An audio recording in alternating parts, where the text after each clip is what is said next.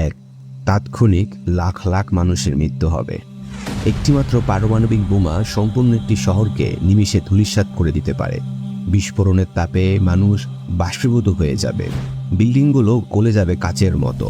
আগুনের এক বিশাল ঝড় তৈরি হবে যা আশেপাশে সবকিছু পুড়িয়ে ছাই করে দিবে। 2, নিউক্লিয়ার উইন্টার বা পারমাণবিক শীত শুরু হয়ে যাবে।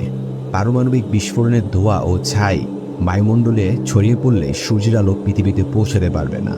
এর ফলে তাপমাত্রা হঠাৎ করে 10 থেকে 20 ডিগ্রি সেলসিয়াস পর্যন্ত কমে যেতে পারে। ফলে নষ্ট হবে ফসল, খাদ্য সংকটে লাখ লাখ মানুষ অনাহারে মারা যাবে।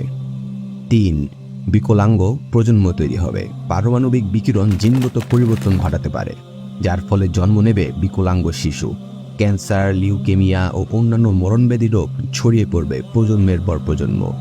মাটি, পানি, বাতাস দূষিত হয়ে যাবে, ফলে বসবাসযোগ্য জমির পরিমাণ কমে আসবে। 4, আধুনিক বিশ্ব ফিরে যাবে অন্ধকার যুগে। ইলেকট্রিক গ্রিড, ইন্টারনেট, যোগাযোগ ব্যবস্থা ধ্বংসের শিকার হবে। হাসপাতাল, ব্যাংক, সরকারি ব্যবস্থা অকার্যকর হয়ে পড়বে। মানুষ বনে জঙ্গলে ফিরে যেতে বাধ্য হবে। খাদ্য ও পানির জন্য শুরু হবে চরম হানাহানি।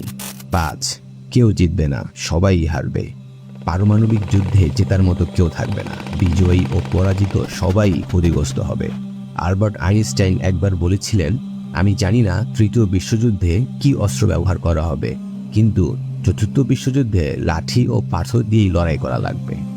আল্লাহ তাআলা এমন ধ্বংসাত্মক ইতিহাসের সাক্ষী হওয়া থেকে আমাদের হেফাজত করুন। আমিন।